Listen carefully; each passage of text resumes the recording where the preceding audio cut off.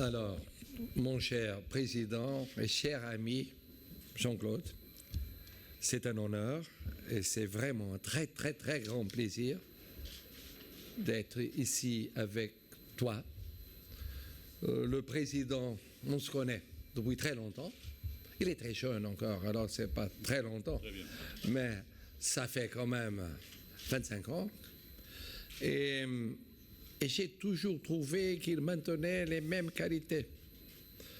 Intelligence, lucidité, appel européen, capacité de réflexion et de compréhension des problèmes des Européens,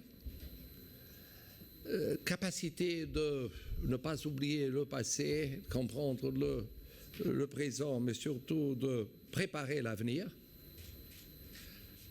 Et ce jour, aujourd'hui, c'est un jour très spécial parce que, d'une part, on évoque ceux qui ont été victimes d'un attentat contre l'Europe, contre la liberté, contre la démocratie. Mais en même temps, c'est un bon moment pour penser à l'avenir. On n'est pas loin de la célébration des 60 ans de la vie de l'Union européenne, des communautés européennes et aujourd'hui Union européenne. Et 60 ans, c'est un grand âge, mais on ne peut pas vieillir. On ne peut pas vieillir. L'Union européenne ne peut pas vieillir. Elle doit être jeune pour faire face aux défis.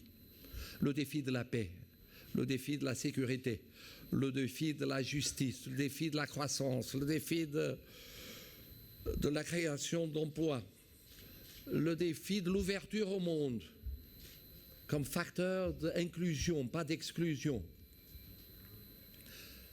Et tout ça, les soucis sociaux, économiques, financiers, internes, externes, tout ça exige de la solidarité. Et le Portugal a été toujours pro-européen. Toujours. On est né en Europe. On est toujours européen. On doit à l'Europe une immense gratitude. Ma génération en est l'exemple. On a lutté pour l'Europe en luttant pour la démocratie et pour la liberté et pour la paix et pour le développement économique, social et culturel. Et on n'oublie pas ce que l'Europe nous a donné. On a la démocratie à cause de l'Europe. Pas seulement à cause de l'Europe, mais aussi à cause de la contribution européenne.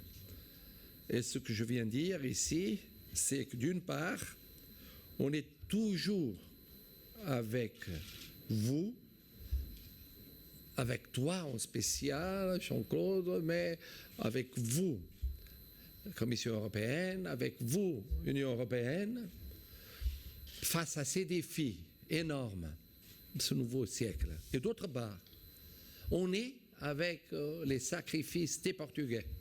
Ils viennent subir une crise difficile.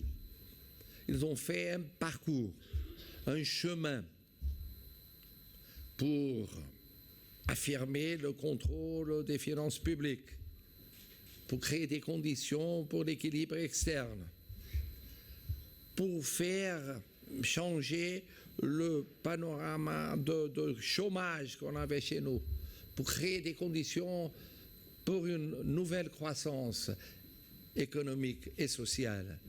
Ça veut dire chaque jour les Portugais montrent qu'ils sont pro-européens.